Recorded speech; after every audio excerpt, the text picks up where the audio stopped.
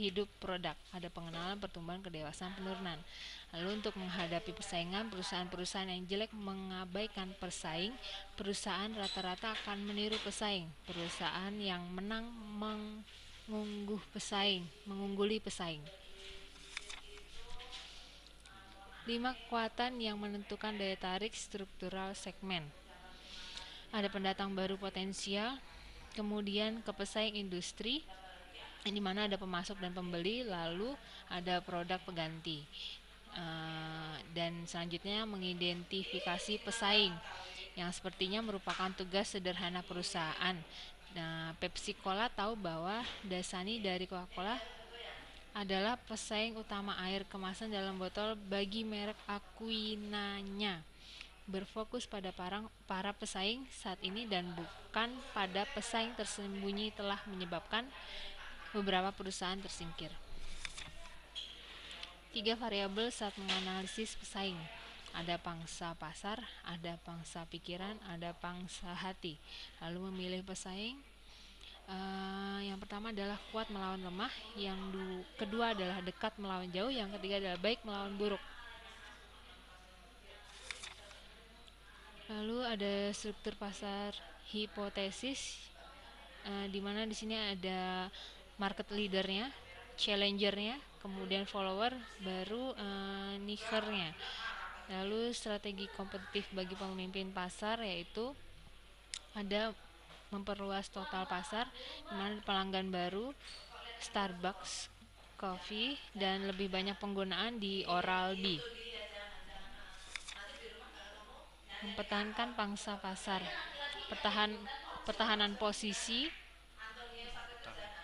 mempertahankan atau menjaga posisi produk di sekitar daerah kekuasaan. Kemudian pertahanan sisi, mempertahankan dan melindungi bagian yang lemah dari posisi saat ini. Contohnya pertahanan posisi adalah Coca-Cola. Kemudian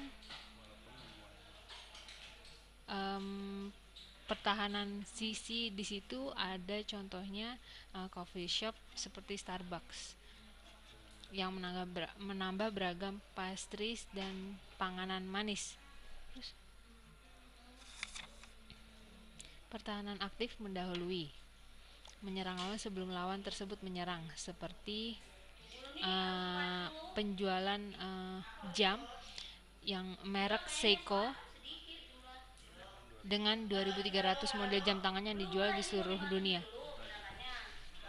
Pertahanan serangan balik, ini adalah melakukan serangan balasan terhadap tindakan pesaing. Pemimpin pasar tidak dapat ditinggal diam. Ia akan melakukan promosi besar-besaran, melakukan peningkatan produk, seperti Kopiko yang sedang tidur tiba-tiba melakukan kembali promosi ketika diserang oleh Kino. Pertahanan mobile, memperluas daerah penjualan yang di masa depan dapat dipakai sebagai basis penyerangan atau pertahanan. Perluasan ini tidak hanya dengan menambah merek, tapi dengan inovasi di perluasan pasar dan diversifikasi pasar. Contohnya perusahaan minyak berubah menjadi perusahaan energi. Kemudian pertahanan kontraksi, melepaskan daerah yang tidak menghasilkan keuntungan dan mempertahankan daerah yang menguntungkan. Contohnya Westinghouse. Kemudian swalayan hero yang melepas sahamnya kepada Giant. Strategi penantang pasar, ada serangan dari depan, yang dimana serangan penantang yang mengarahkan kekuatannya tepat berhadapan dengan lawan dan lebih menyerang kekuatan lawan daripada kelemahan lawan. Contohnya rokok prinsip nomor 1, menyerang secara frontal, rokok 2, 3, 4, dengan motonya kalau bisa nomor 1 buat apa 2, 3, 4. Dan contoh yang kedua adalah Prestige menyerang frontal teh botol. Kemudian serangan flank, menyerang di bagian titik lemah pesaing dengan 2 dimensi strategis, yaitu serangan geografis, ialah serangan yang ditujukan pada daerah-daerah pemasaran di mana pesaing tidak menangani dengan baik pesaing. Contoh, IBM memilih memperkuat pemasaran di kota kecil. Penutupan segmen pasar artinya memasukkan segmen pasar yang belum dimasuki market leader. Contoh, produsen mobil Jepang memilih melayani pasar mobil hemat bensin. Lalu serangan pengitaran. Manuver mengitari adalah usaha untuk menangkap bagian yang besar dari daerah musuh melalui serangan kilat. Serangan pengepungan meliputi peluncuran serangan yang besar di beberapa front. Pengepungan itu masuk akal jika penyerang memiliki sumber daya yang lebih unggul dan percaya bahwa pengepungan secara kilat akan mematahkan semangat musuh. Contoh Unilever. Serangan melewati atau bypass. Strategi serangan yang paling tidak langsung adalah melewati seluruh lawan dan menyerang pasar yang lebih mudah untuk memperluas basis sumber daya perusahaan.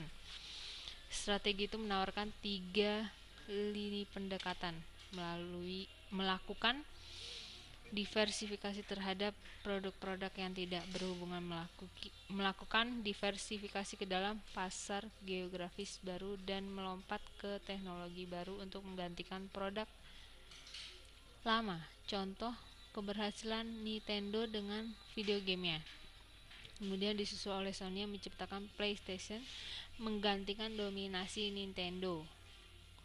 Kemudian serangan gerilya merupakan alternatif lain untuk penyerangan, terutama jika keuntungan lemah, melakukan serangan kecil di daerah musuh dan akhirnya mendapat tempat permanen.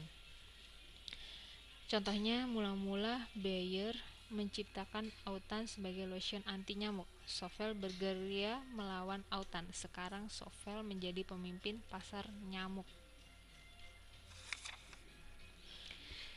Strategi pengikut pasar. Nomor 1 ada pemalsu. Apple Computer dan jam Rolex punya banyak masalah dengan pemalsu, terutama di Asia. Kemudian yang kedua adalah pengklon. Biskuit Rodeo bisa disebut sebagai kloner dari Oreo. 3. Peniru. Panther Miyabi imitator Mitsubishi Pajero. 4. Pengadopsi. Perusahaan Jepang mengadaptasi dan memperbaiki produk yang dikembangkan oleh dunia barat. Strategi pengikut pasar, dan ada 4 strategi umum, yaitu pemalsu, pengklon, peniru, dan pengadopsi. Strategi penceruk pasar. 1. Spesialis pengguna akhir. Yang kedua, spesialis tingkat vertikal. Yang ketiga, spesialis ukuran pelanggan. Yang keempat, spesialis pelanggan khusus. 5. Spesialis geografis. 6. Spesialis produk atau lini produk. 7. Spesialis fitur produk. 8. Spesialis job shop. 9. Spesialis harga atau kualitas. 10. Spesialis jasa atau pelayanan. 11. Spesialis saluran.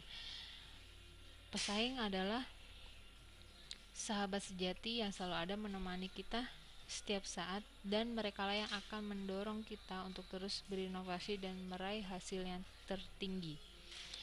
Sekian dan terima kasih presentasi dari kelompok kami.